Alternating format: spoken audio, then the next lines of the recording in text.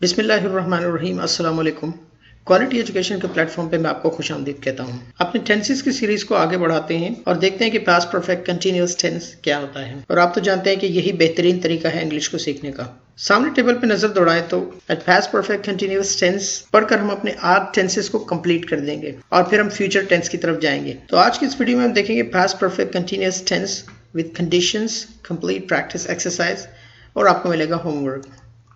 Channel को आपने subscribe नहीं किया तो इसे सब्सक्राइब कर दीजिए और बेल के आइकन पे जरूर क्लिक कीजिए ताकि अगर मैं नई वीडियो अपलोड करूं तो उसका आपको मिले नोटिफिकेशन। तो देखते हैं पास्ट परफेक्ट कंटिन्यूअस टेंस। सबसे पहले मैं आपको ये बताऊंगा कि इसकी डेफिनेशन क्या होती है और ये कैसे इस्तेमाल होता है। ट्रांसलेशन मैं आपको बताऊंगा, आप मेरे लेक्चर को कोट करके इसकी ट्रांसलेशन लिख सकते हैं। Past perfect continuous tense is used to describe an action that began and was still in progress in the past before another past action started. Past perfect continuous tense एक ऐसे action को describe करता है जो कि माजी में शुरू होता है और माजी में कंटिन्यू होता है, अभी खत्म नहीं हुआ होता। We can also use it to talk about a past action that caused or resulted in a past event or situation. इसके अलावा हम past action की बात भी करते हैं जो कि किसी दूसरे एक्शन का सबब बनता है या किसी दूसरे एक्शन को जन्म देता है। किसी भी टेंस को पढ़ने के लिए सबसे इंपॉर्टेंट चीज होती है उसका स्ट्रक्चर या फार्मूला। तो यहाँ मैं आपको इनका फार्मूला बता देता हूँ। सेंटेंसेस की आपको पता है किसी टेंस में 4 काइंड्स होती हैं। पहली कहलाती है पॉजिटिव सेंटेंसेस या सिंपल सेंटेंसेस। उनका फार्मूला ये है। सबसे पहले उसमें आता है सब्जेक्ट। सब्जेक्ट के साथ आप लगा देंगे हैड बीन। किसी किस्म का भी सब्जेक्ट होगा आप उसके साथ हैड बीन लगाएंगे। वर्ब की हमेशा फर्स्ट फॉर्म लगती है और उसके साथ आईएनजी का इजाफा होता है। ऑब्जेक्ट लगता है अगर हो तो। सिंस और फॉर का इस्तेमाल होता है क्योंकि आपको पता है यहाँ पे टाइम मेंशन होता है। नेगेटिव सेंटेंसेस की बात करते हैं, सेम फार्मूला रहता है, बस ये तब्दीली होती है, हैड और बीन के बीच में नॉट लग जाता है जो कि नेगेटिव सेंटेंसेस को शो करता है। सिमिलरली इंटरोगेटिव सेंटेंसेस में क्या होता है, 2 चीजें होती हैं। एक तो हैड शुरू में लग जाता है, सबसे पहले हैड लगता है और आखिर में सवालिया निशान या साइन ऑफ इंटरोगेशन लगता है। चौथी काइंड कहलाती है नेगेटिव एंड इंटरोगेटिव सेंटेंसेस जिनमें दोनों कंडीशंस होती हैं। अब उसके फार्मूले में क्या होता है, 3 चीजें होती है। इंटरोगेटिव की तरह हैड शुरू में लग जाता है, बीच में नॉट लगता है और आखिर में साइन ऑफ इंटरोगेशन। ये 3 तब्दीलियां होती हैं फार्मूले के अंदर। ये हो गया आपको चारों स्ट्रक्चर्स।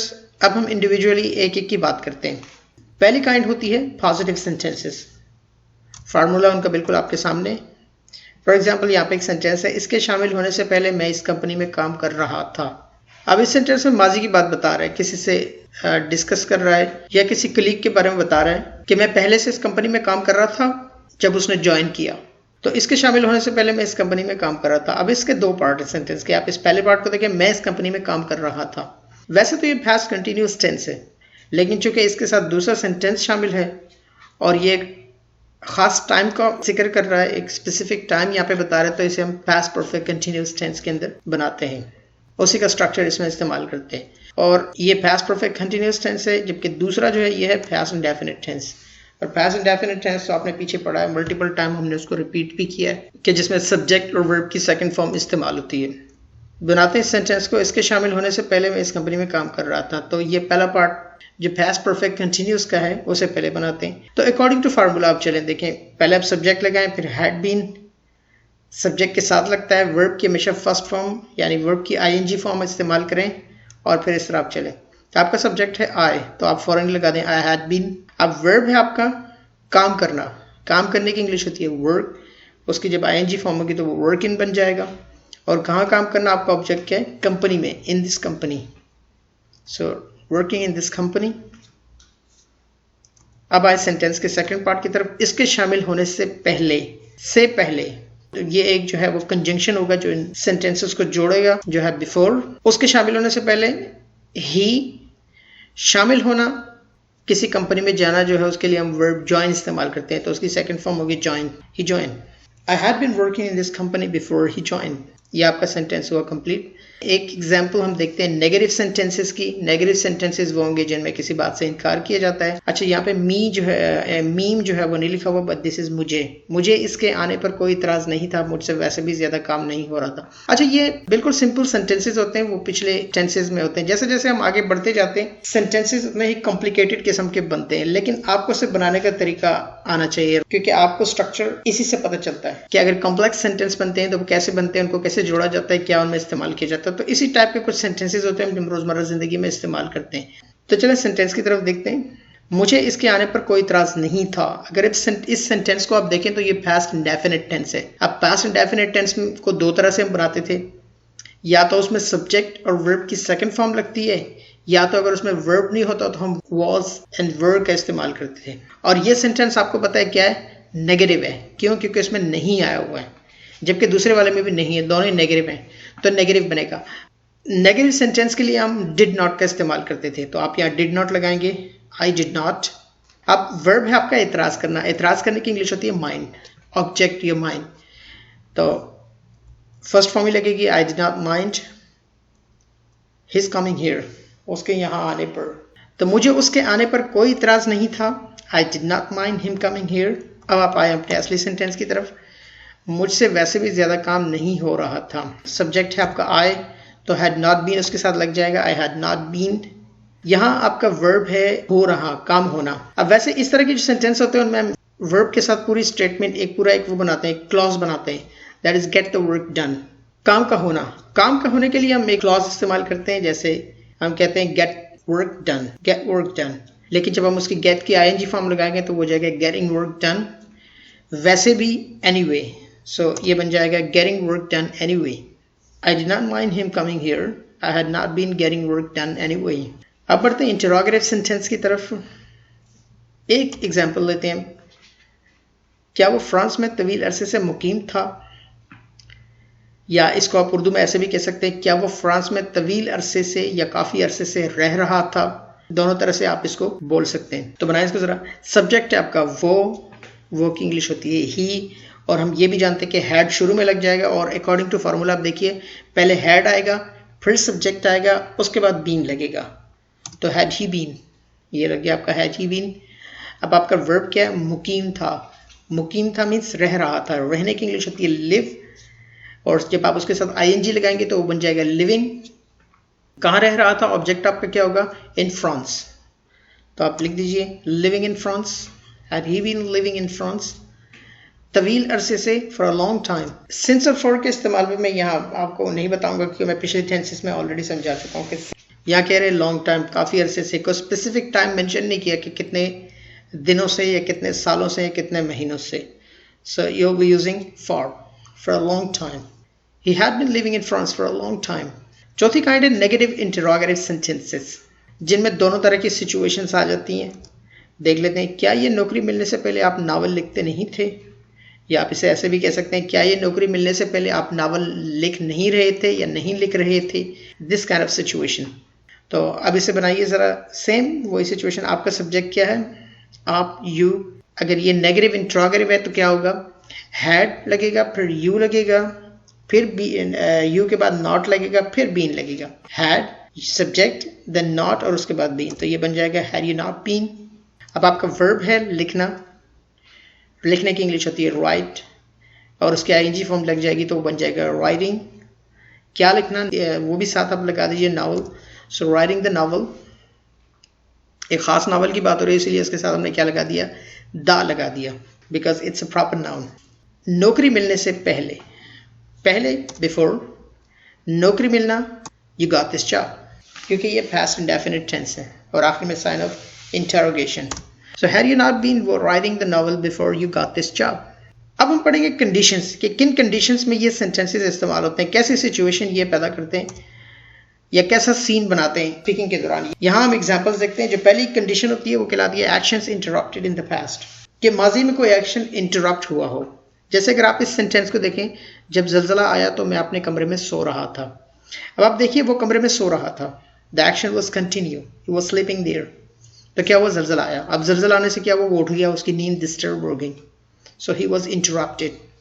तो इस तरह की सिचुएशन जो होती है, या इस टाइप के जो सेंटेंसेस होते हैं, इनको हम पास्ट परफेक्ट कंटिन्यूस में बनाते हैं। अब इसके दो पार्ट है। मैं अपने कमरे में सो रहा था, पहले हम इसको बनाते हैं, ये पास्ट परफेक्ट कंटिन्यूस में बनेगा। सो सेम वही बनाएंगे। आई, उसके साथ हैड बीन लगेगा, वर्ब है आपका स्लीप, सोना, और आईएनजी लगेगा तो स्लीप इन। कहाँ सो रहा था, इन द रूम, कमरे में। तो पहले आपने सब्जेक्ट लगाया, I had been, sleeping in the room, मैं अपने कमरे में सो रहा था। अब इसकी बारी है जब ज़लज़ला आया तो। अब ये past indefinite tense है, when the earthquake hit। so आपका सेंटेंस बना I had been sleeping in the room when the earthquake hit। Second example देखते हैं। जब इसने अपनी वालदा की बीमारी के बारे में सुना था तो वो यूरोप की सैर कर रही थी। मीन्स कि वो यूरोप में ट्रैवल कर रही थी, वो टूर पे थी, मुख्तलिफ कंट्रीज में यूरोप के जा रही थी कि जब इसे कॉल आई कि भाई आपकी अम्मी बीमार है। सो व्हाट शी डिड कि उसे अपना टूर कैंसिल करना पड़ा। उसका टूर क्या हुआ, जो वो एक्शन चल रहा था वो इंटरप्ट हो गया। तो इसे बनाइए जब इसने अपनी वालदा की बीमारी के बारे में सुना था तो वो यूरोप की सैर कर रही थी। तो ये आपका सिंपल सेंटेंस है, वो यूरोप की सैर कर रही थी। पहले आप इसे बनाइए परफेक्ट कंटिन्यूअस में। She had been travelling around Europe, she had been travelling around Europe. अब मैं इसे ज़्यादा डिस्क्राइब नहीं करूँगा, आप तो जानते हैं सब्जेक्ट है शी, हैड बीन उसके साथ लग गया, ट्रैवल वर्ब था, आईएनजी लगा, travelling around Europe. She had been travelling around Europe. Second part क्या, जब उसने अपनी वालदा की बीमारी के बारे में सुना था तो।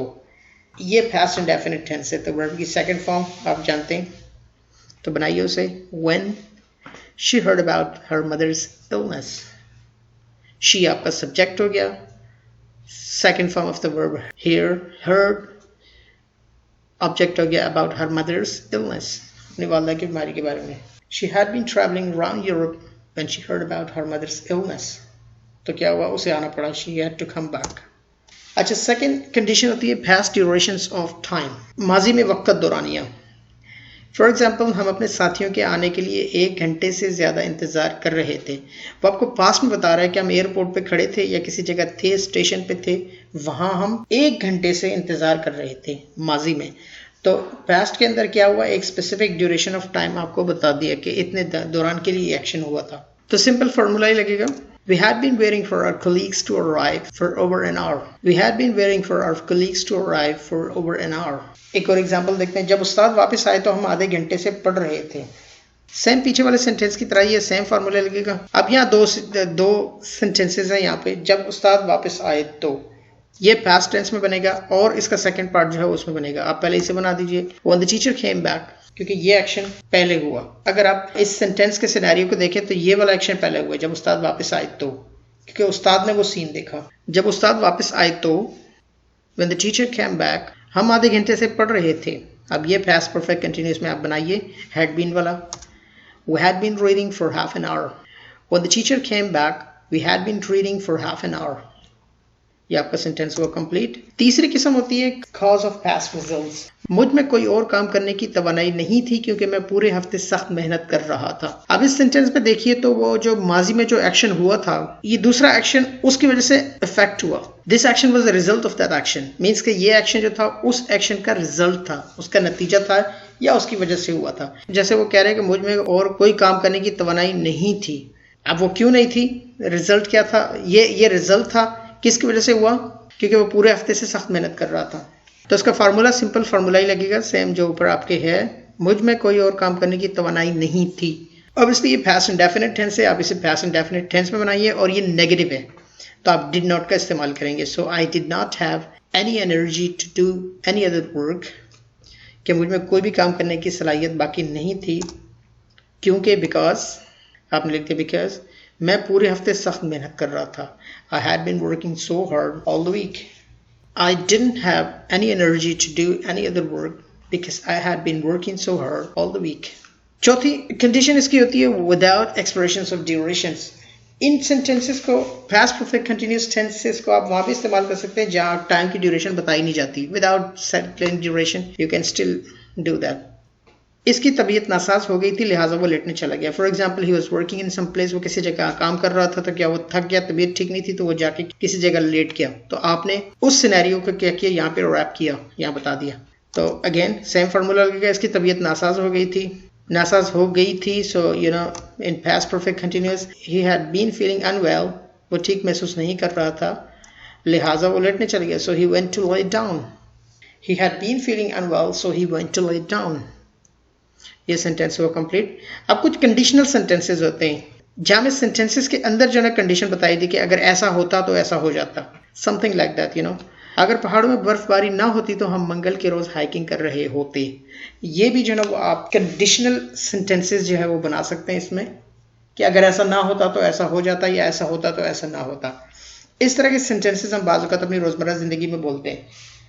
अगर पहाड़ों में बर्फबारी ना होती तो हम मंगल के रोज हाइकिंग कर रहे होते। उसके कहने का मकसद ये कि मंगल के रोज हम क्या, हमारा प्लान था हाइकिंग करने का और हम कर भी रहे होते अगर ये बर्फबारी ना होती। सो स्नोफॉल ज्यादा हुई तो इसकी वजह से हमने क्या किया, प्रोग्राम कैंसिल कर दिया। So it was affected. तो इस तरह की कंडीशन में हम इफ आमतौर पर इस्तेमाल करते हैं और वो यहाँ मैं आपको बता देता हूँ। तो अगेन सेम फार्मूला इस्तेमाल होगा। पहले इसको बनाइए आप, तो हम मंगल के रोज हाइकिंग कर रहे होते, क्योंकि ये आपका परफेक्ट कंटिन्यूअस टेंस का सेंटेंस है। तो आप इसे पहले बनाइए। ये थोड़ा सा यहाँ पे डिफरेंट होगा। वैसे फ्यूचर के लिए हम विल इस्तेमाल करते हैं, लेकिन विल की जो पास्ट फॉर्म होती है वुड होती है। तो हम मंगल के रोज हाइकिंग कर रहे होते, would have gone hiking on Tuesday. Hiking कहते हैं पहाड़ों पे, बर्फीले पहाड़ों पे चढ़ना। वो एक स्पेशल इंस्ट्रूमेंट इस्तेमाल करके पहाड़ों पे लोग चढ़ते हैं, इस काइंड ऑफ स्पोर्ट। अगर पहाड़ों में बर्फबारी ना होती तो if it had not been snowing in the mountains, we would have gone hiking on Tuesday if it had not been snowing in the mountains. इसको माउंटेन्स नहीं पढ़ेंगे, इसको माउंटेन्स पढ़ेंगे। आज के लिए इतना ही। मैं आपको प्रैक्टिस के लिए कुछ सेंटेंसेस देता हूँ। टेंस का इस्तेमाल तो कम होता है, लेकिन सीखना बहुत ज़रूरी है, क्योंकि टेंसेस ही इंग्लिश स्पीकिंग का आपका स्ट्रक्चर है। तो ये कुछ 10 सेंटेंसेस है जो मैंने यहाँ रखे। इनको आप खुद बनाने की कोशिश कीजिए। आंसर की मौजूद है जो कि आप बाद में देखेंगे। पहले खुद ट्राई करेंगे, नहीं होगा तो फिर आप देख लेंगे। अगर आपको समझ में नहीं आएगी तो आप पीछे वीडियो को दोबारा देख सकते हैं, लेक्चर को सुन सकते हैं, फार्मूले पे गौर कर सकते हैं और अपनी नोटबुक पे आप इसे तोड़ तोड़ के अकॉर्डिंग टू द फार्मूला या अकॉर्डिंग टू द स्ट्रक्चर आप इसे बना सकते हैं। प्रैक्टिस जरूर कीजिए। हर एक टेंस की प्रैक्टिस एक्सरसाइज मौजूद है जो आपके लिए काफी है। इसके आंसर की मैं आपको दिखा देता हूँ, थोड़ी देर के लिए आप उसे देख लीजिए। एनीवेज, इसमें सेंटेंसेस थोड़े से मुश्किल हैं, लेकिन चूंकि मैंने बना दिए वहाँ पे और according to the similar structure है जो कि पीछे मैंने समझाया आपको, अब वहाँ से फिगर आउट कर सकते हैं। ये इनके आंसर हैं 10 के 10 सेंटेंसेस के। वीडियो को लाइक करें, पसंद आई है, दोस्तों के साथ इसे शेयर कीजिए और कमेंट सेक्शन में अपनी राय जरूर दीजिए। और अगर आपके जहन में कोई भी सवाल आता है तो आप मुझसे पूछ सकते हैं। आप मुझे फॉलो कर सकते हैं ट्विटर, फेसबुक एंड इंस्टाग्राम पे। नए वीडियोस के लिंक मौजूद हैं, आप इन्हें क्लिक करके देख सकते हैं। आप मेरे चैनल को विजिट कर सकते हैं और वहाँ पे बाकी वीडियोस को देख सकते हैं। अगर इंग्लिश आप सीखना चाहते हैं तो टेंसेस बेहतरीन जरिया है इंग्लिश को सीखने का। कुछ बेसिक टेंसेस की पहले आप रिटन प्रैक्टिस करके फिर आप उसे अपनी स्पीकिंग में इस्तेमाल कर सकते हैं। डे टू डे रूटीन में आप इन टेंसेस के सेंटेंसेस को पहले बनाएं और उनकी प्रैक्टिस करें और उसके बाद फिर रूटीनली उनको बोलने की प्रैक्टिस करें। पहले इंडिविजुअली खुद बोलें, उसके बाद फिर फ्रेंड्स के साथ इन्हें शेयर करें। मिलते हैं नेक्स्ट लेक्चर में, तब तक के लिए इजाजत। अल्लाह हाफिज।